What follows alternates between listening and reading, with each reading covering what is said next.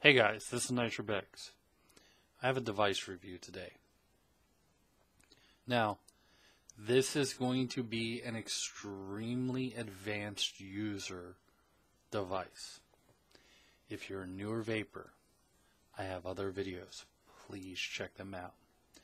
In order to take advantage of this device, you're going to need to not only know how to rebuild, you're going to need to understand in depth how to rebuild many different specific types of coils and hit very precise ohms.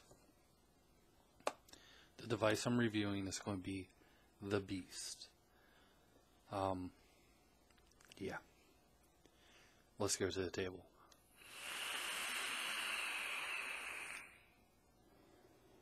Hey guys, it's NitroBex, and it finally came, the video on the Beast. This is the Beast. I'm going to answer the first question I get most often about it. The spacer size is this. This is an 18650 spacer. So let's take a look. This is not a pretty mod. If you're looking for custom engraving and stuff like that, this is not your mod. This is a workhorse mod. It's a plastic box.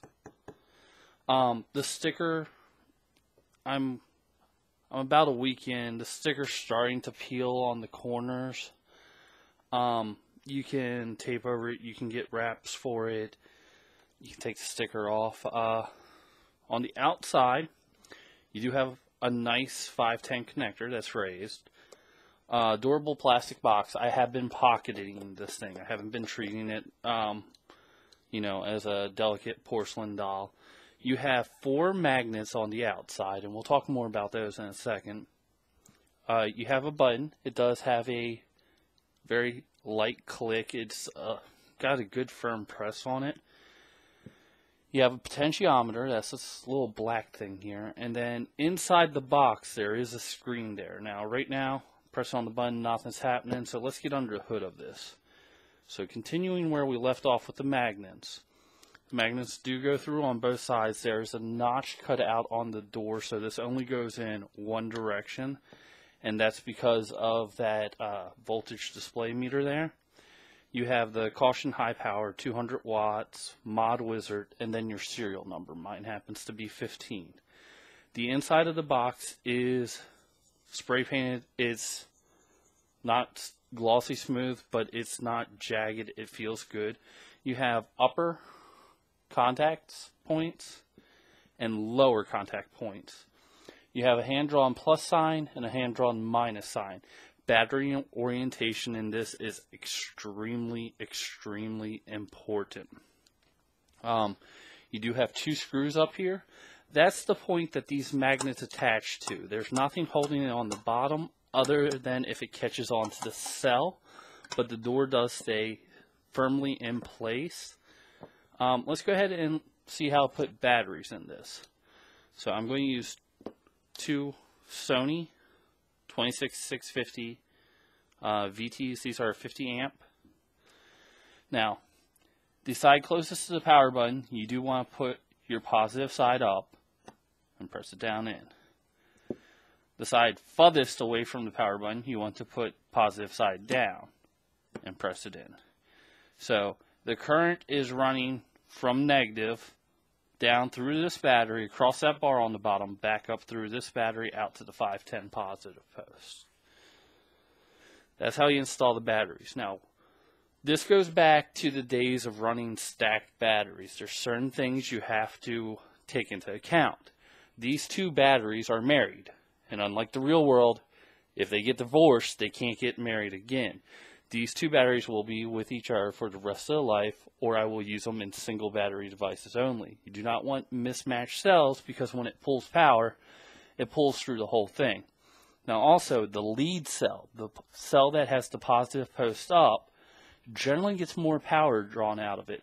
So during the day, when I'm like refilling my atomizer or something, I'll pop out the lead cell, flip it upside down, pop out the other one, and make that the lead cell. So that these two batteries are always getting drained roughly at the same rate. To install the door, there is a cutout on the door. Look for where your LED display is. That's where that cutout's going to go. If you try to put it on another way, it will not fasten down. It just comes right back off. But if you put it on correctly, it'll hold on by magnets. You give it a soft press and it clicks in. Okay, so we have batteries in here, and I'm shaking that with 26 650s in there. It's a good, nice, firm grasp on those magnets. Let's get into working the potentiometer. To start out, take a flathead screwdriver and turn the potentiometer all the way to your left, which will be all the way down. Okay? Press the fire button and that'll show you what you're at. Now, this LED will not read below 3 volts. So all the way down, unloaded, is 3.33. You can dial this all the way up, and depending on the wiring, it's going to come out slightly different on different boxes, but they all should be around about 5.31. This will also matter on which battery you use. Now you're saying, but Nitro, that's above the 5 volts that the Raptor chip's supposed to go to. This is unloaded voltage, okay? Once we get an atomizer on this, it's going to be quite a bit different. So that's the basic outside look of the box. And to show you a little more about controlling the voltage, I'm going to turn it down just a little bit to where I normally use it at. 5 volts on the nose there. That will be different once we get it loaded. I'm going to go ahead and move this away, and we're going to get an atomizer ready to be built for this. Okay, we have assembled all of our parts to get ready to build an atomizer. For this particular build, I have chosen to go with the Zenith Double Cross. Now, this is a Seagring clone. I do have an authentic. I'm testing out the clone. I want to see if it can handle the power as well as the authentic can.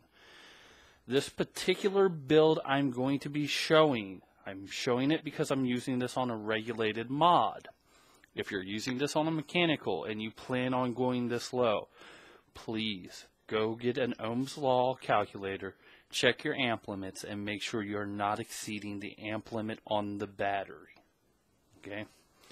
So that being said, I have my coil reader here. I have the deck, which I'm going to go ahead and screw on there to give me something to work with. I have 2 7/64 drill bits. I have 22 gauge Canthal A1. A lot of this can be up to your choice, but to give you a good basic working build, this is what I have found works best in mine. This is what I'm going with. I have toenail clippers to cut the wire. I have hemostats. We'll cover this in a minute. This is a technique I use when coil wrapping to make my life go a little easier. I have flat nose pliers. I have my Allen key for the Zenith. I have some cotton and some juice. Alright, so I'm going to start out by taking the 22 gauge wire, pulling it off the spool. Now, definitely when working with thick gauge wire like this, be careful, it will poke you.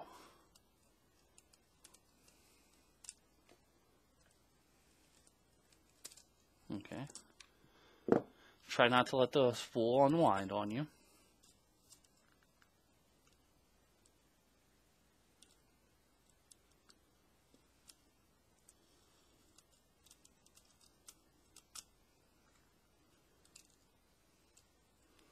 And then I'm going to simply snip off the length of wire I need and move the spool out of my way. Now I'm cutting more wire than I'll need because it's always more difficult to build on cam. So I'm going to take one of the drill bits. I'm going to hold the wire perpendicular to it. And here's where the hemostats come in. My loose end of the wire, go ahead and hook onto with the hemostats. Pull it down tight. The first strap doesn't count. And I'm just rotating this on my finger. 1, 2, 3, 4, and 5. So we got 5 wrap micro coil of 22 gauge. I'm going to snip that off and set that drill bit aside for a minute. We'll come back to it. We're going to take the second drill bit and do the same thing. Okay. Put that back there. Snip off the end on this again. And move the hemostats out of the way. Okay, so now we have 2 coils with an extra wrap on them. So what we're going to do is we're going to take our flat nose pliers and we're going to just yank down to pull that first wrap out. Be extremely careful. You don't want to unwrap the whole thing. You just want that first strap out. Like that. And then do the same thing on the second coil. Hook onto the end. Pull down. First strap out. Okay, so now we have our 2 coils. We're going to go ahead and install them into the atomizer. With what I'm working with here, I do want horizontals. Again, this is all personal preference. You can build as you like, but the end result we're looking for is going to be about the same. In order to take the maximum advantage of this device, this is an experienced user device. You have to be able to build your own coils and be very proficient at them. Because unlike a, let's say, HANA or a DNA 30 chip or an XX350 chip, what you're going to be doing is setting your voltage, and then your coil, much like on a mechanical, determines the wattage you're going to get. So, probably going to fast forward through this part as I install the coils.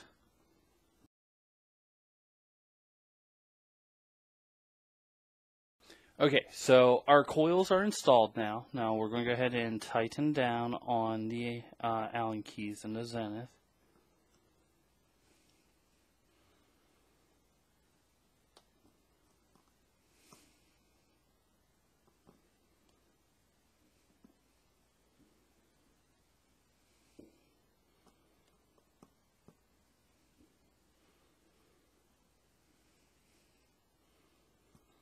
We're going to make sure none of our leads are touching. And we're going to go ahead and meter the coil. 0.12. That's exactly what I was going for. The recommended lowest on this is 0.125. I've built a little bit lower to account for voltage drop.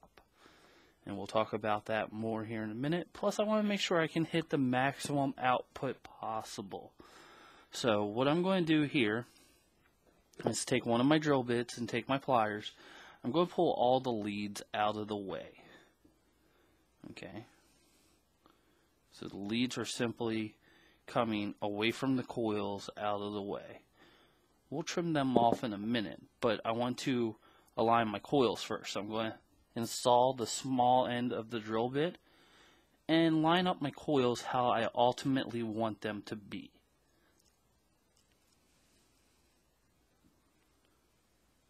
This one's a little difficult because it's angled in towards the post.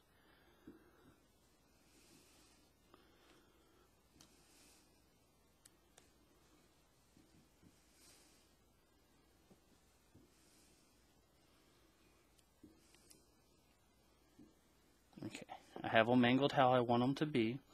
I'm going to go through one last time with the Allen key on the zenith to tighten down everything. Make sure it didn't come loose while I was changing the coil orientation. And we're going to take one more reading off of it too, since I've adjusted everything up here, just to make sure I haven't dropped too low or gained too much ohms. It should remain the same, but we want to make sure. See, I actually gained some there. I knew I would because I pulled away from the post. So I'm at 0.16. This is going to greatly limit the power output on the beast. So I'm going to go in and adjust it some.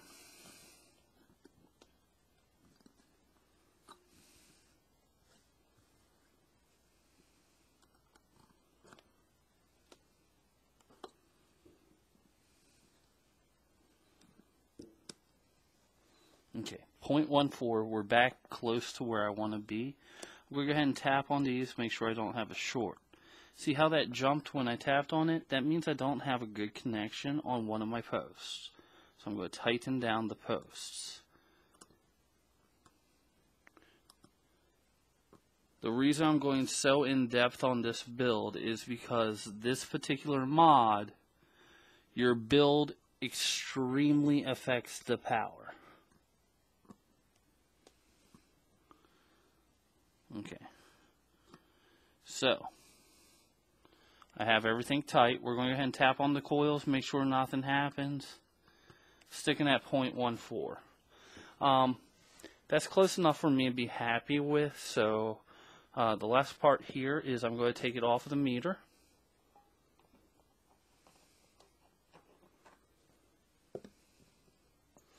I'm going to take my toenail clippers and I'm going to go in as close to that post as I can get it and snip them off.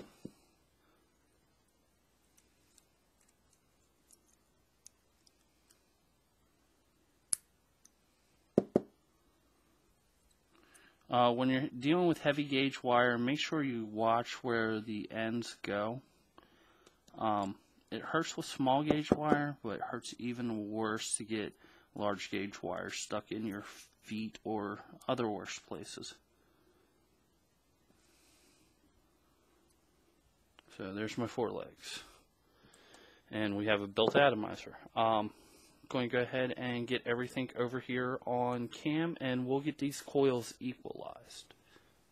Okay, I've assembled what we're going to need to equalize the addy and get this firing. So we have the built atomizer, the mod.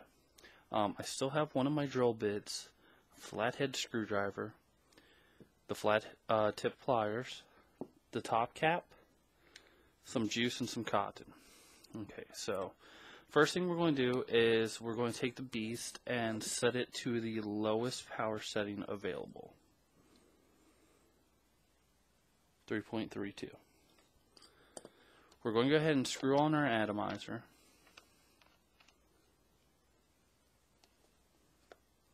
And we're going to go ahead and fire it, watching for which one of the two coils gets hot first. So that coil got hot first. We're going to take our pliers and squeeze that coil.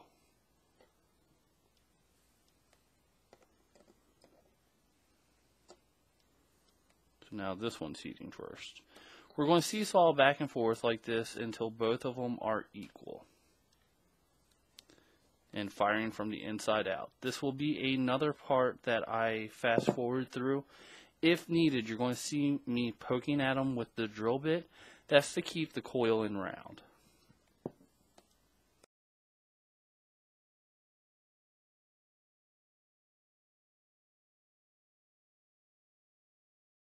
Okay, so both coils are now lighting equally. I'm going to show this one more time. Inside out. Lighting equally, positioned how I want them. Now, since we're using such thick gauge wire,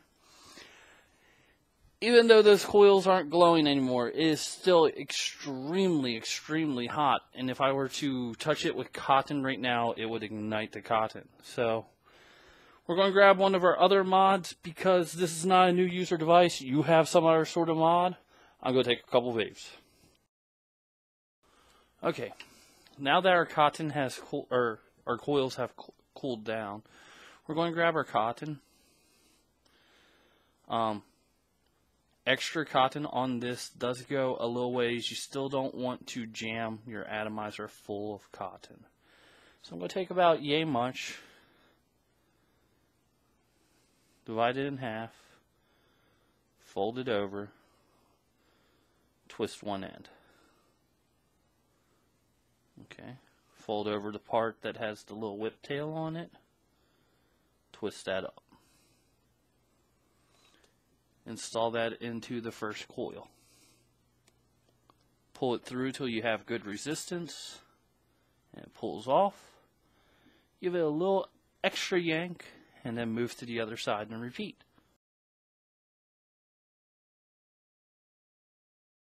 Now, how do we determine how much cotton we need in our atomizer? The atomizer will generally tell you how much cotton it wants, with a very, very nifty little trick here. When you have your cotton out like that, what we're going to do is we're going to take and run scissors around the base of the atomizer. So there's my scissors. Snip, snip, snip. Just kind of circle around the base of the atomizer. And that's how much cotton that atomizer wants. Okay, so we're going to take our flat tip screwdriver and we're going to poke the cotton under the coil, starting with the short end of the cotton first, and then the long end. Now, you do definitely want 75% of your coil exposed to air here. That's kind of the key there. How much of your coil is exposed to air?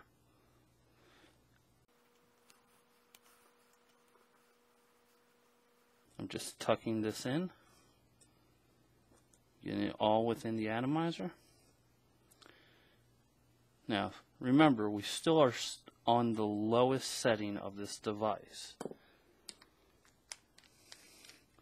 We're going to take and we're going to wet down our coils.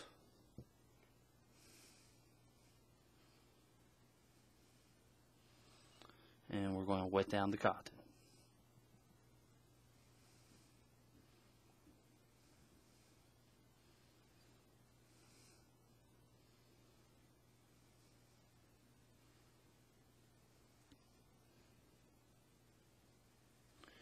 Now, with the cotton wet, if you need to, go back and remold the cotton. So I want to poke a couple little pieces here that came out underneath the coil. At this point, you shouldn't be jamming it too hard, because you do want that to soak up that juice. Now, since we're using cotton, I'm going to go ahead and burn it in. 1, 2, 3, 4, 5. I'm going to juice this up.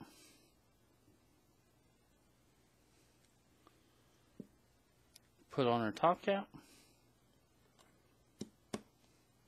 Take a vape, and then we're going to move up to the main cam.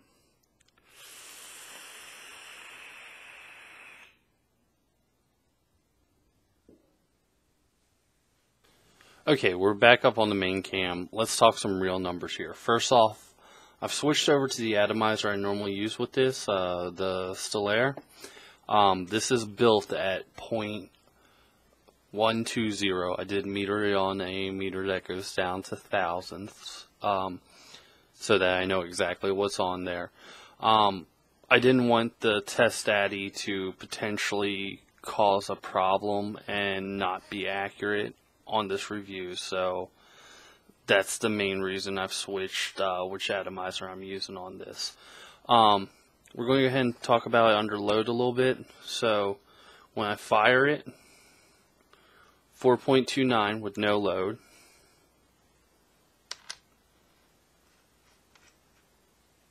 Under load, 4.09. So we got about a 0.2 volt drop. We're running at just shy of 140 watts. This is comfortable. This is where I normally vape it at.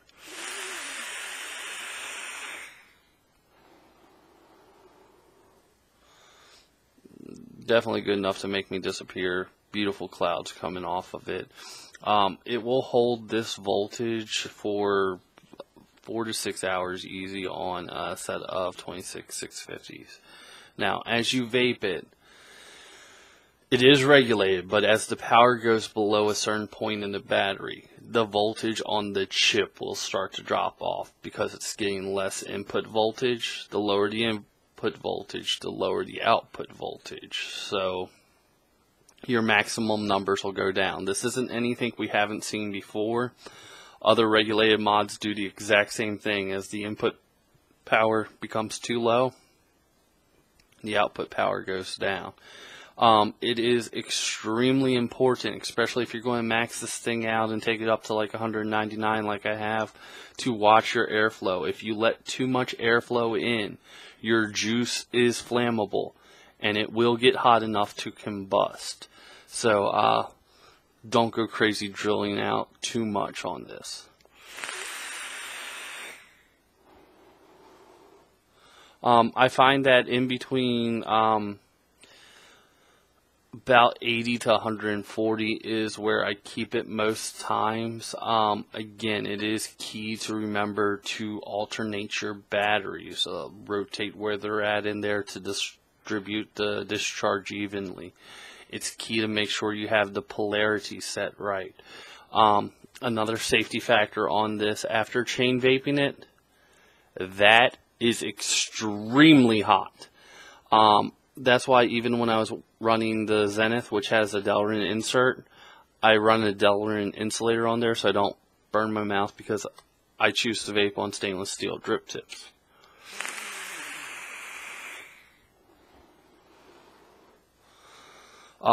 This provides a significantly warm vape. I have noticed that even on premium lines, once you break about 150 watts, most of them can't hold the heat. I have went through several different premium lines to see if they can hold the heat at 199 watts.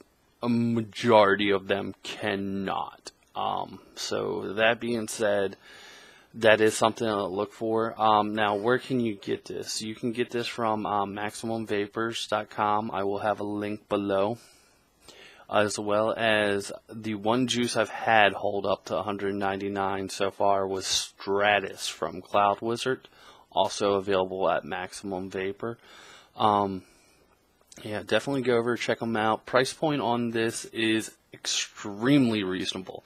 $165. And I do know the guys over there, they generally put out a set every couple weeks as they can make them. So go over to the website, get set up for the email. They will email you and notify you when they're in, and you go in and buy one off the site.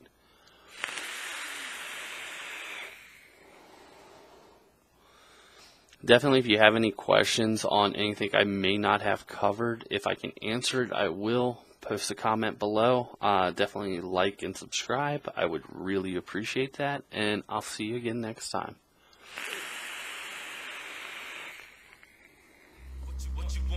What you want?